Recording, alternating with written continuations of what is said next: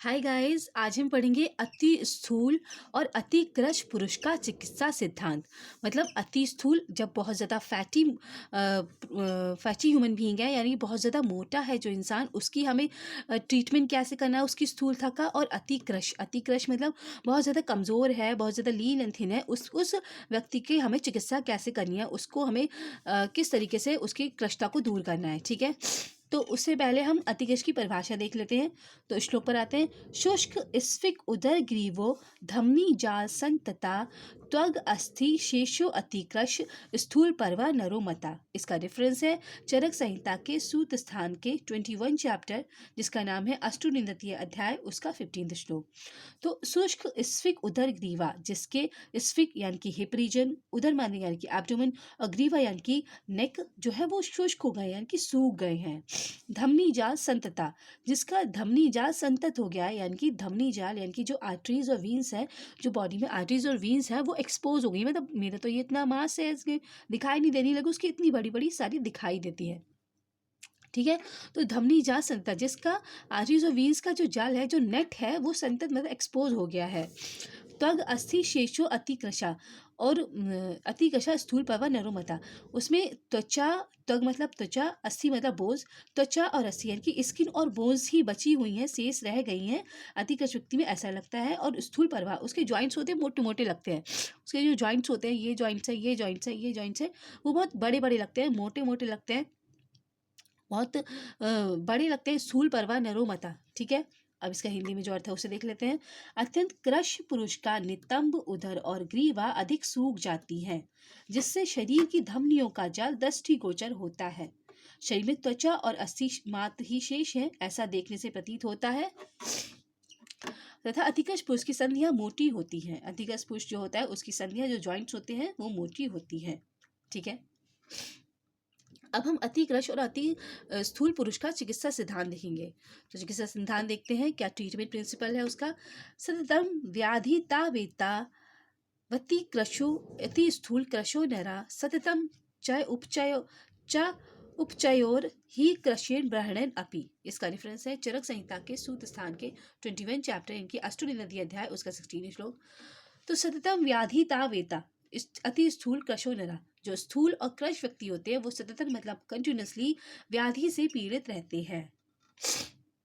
तो ये क्या कह रहे हैं चरक संहिता में, क्या इस श्लोक में क्या कहा जा रहा है कि अति स्थूल और कृश व्यक्ति, नरो मतलब व्यक्ति, सततम व्याधि तावेता, हमेशा व्याधि से पीड़ित रहते हैं। यानी कि जो बहुत ज़्यादा फैटी इंसान है, बहुत ज़्यादा स्थूल है, बहुत ज़्यादा फैटी है, तो उसमें भी व्याधि रहती है, हमेशा वही व्याधि से पीड़ित रहता है। और जो बहुत ज़्यादा सूखा होता है, लीन थीन होता है, बहुत ज़्यादा कमज़ोर होता है, वो भी हमेशा व्याधि यानी कि डिजीज से पीड़ित रहता है। सततम चय उपचयो ही कर्षण ब्रहण अपि, इनकी चिकित्सा क्रमशः कर्षण और ब्रहण से करनी चाहिए। कर्षण मतलब लंघन, उपवास कराना। तो कर्षण चिकित्सा किसके लिए है? अति स्थूल पुरुष के लिए। अति स्थूल पुरुष में हमें कर्षण चिकित्सा करनी है, और अति कृश पुरुष में हमें ब्राह्मण चिकित्सा करनी है। कर्षण मतलब होता है फूड की क्वांटिटी कम कर देना, रूखा सूखा खाना खाने के लिए देना। और ब्राह्मण मतलब होता है स्निग्ध भोजन देना और हैवी भोजन देना, वो होता है ब्राह्मण। ब्राह्मण से बल बढ़ाया जाता है अति कृश का, और कर्षण से मांस को घटाया जाता है, उसकी जो एक्सेसिव फैट है उसको घटाया जाता है अति स्थूल पुरुष में। ठीक है, अब हिंदी में जो अर्थ है उसे देख लेते हैं। अति स्थूल और अति कृश पुरुष सदा रोग से पीड़ित रहते हैं। इनकी चिकित्सा क्रमशः कर्षण और ब्रहण के द्वारा सदा करनी चाहिए। कर्षण के द्वारा और ब्रहण के द्वारा। कर्षण किस में करना है? अति स्थूल में। ब्रहण किस में करना है? अति कृश में। ठीक है, अब देखेंगे स्थौल्य तथा काश्य में कौन अच्छा। अब हम ये देखेंगे कि जो स्थूल पुरुष है वो ज़्यादा अच्छा है या कृश पुरुष है वो ज़्यादा अच्छा है, दोनों में कौन ज़्यादा बेटर है, कि स्थूलता होना बॉडी में बेटर है या फिर कृशता होना बेटर है। ठीक है, तो श्लोक पर आते हैं। स्थौल्य काश्य वरम काश्यम सम उपकरणों ही तो यद्योभव व्याधि रागे छेत स्थूल मेवा अति पीड़ित। इसका डिफरेंस है चरक संहिता के सूत स्थान की 21 चैप्टर, यानी कि अष्टोनिंदतीय अध्याय, उसका 17 श्लोक। तो स्थौल्य काश्य वरम काश्यम समुपकरण ही, तो स्थौल्य और काश्य में जो काश्य होती है वो बढ़िया होती है, वो अच्छी होती है। सम उपकरणों ही तो यदि वो व्याधि राग इच्छत, अगर दोनों स्थौल्य और काश्य समान व्याधि से पीड़ित हुए और उनके समान साधन दिए गए, मतलब जो उनको रिसोर्सेज दिए गए ट्रीटमेंट के वो सेम दिए गए, तो स्थूल मेवा अति पीड़ित है। तो स्थूल जो व्यक्ति होता है उसे उस व्याधि से ज़्यादा कष्ट होता है। जैसे कि स्थौल्य और काशी में जो अच्छा होता है वो काशी होता है। काशी मतलब लीन एंड थीन बॉडी ज़्यादा अच्छी होती है।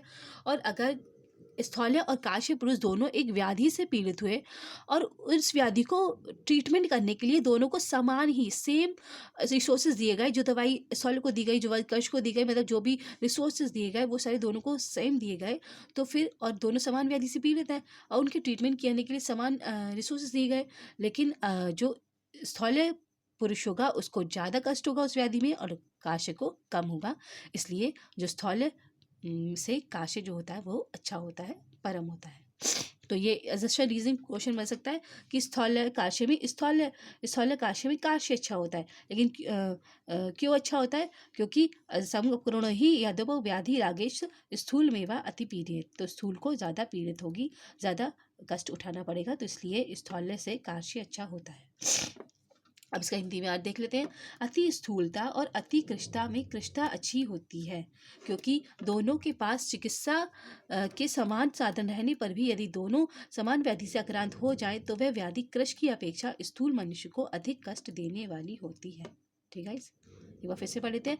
अति स्थूलता और अति कृष्णता में कृष्णता अच्छी होती है, क्योंकि दोनों के पास चिकित्सा के समान साधन रहने पर भी यदि दोनों समान व्याधि से आक्रांत हो जाएं तो वह व्याधि कृश की अपेक्षा स्थूल पुरुष को अधिक कष्ट देने वाली होती है। ठीक है, तो हमने स्थौल्य तथा काश्य में कौन अच्छा ये देखे, और उससे पहले चिकित्सा सिद्धांत देखे थे कि अति कृश में है प्रहण और अति स्थूल में है कर्षण और अति कृश की प्रभाषा देखी थी।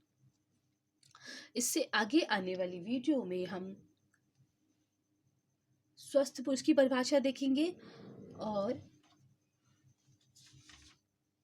स्थौल्य और काश के चिकित्सा सिद्धांत जो और हैं वो भी देखेंगे। ठीक है guys, till then thank you, have a nice day, जय हिंद जय भारत।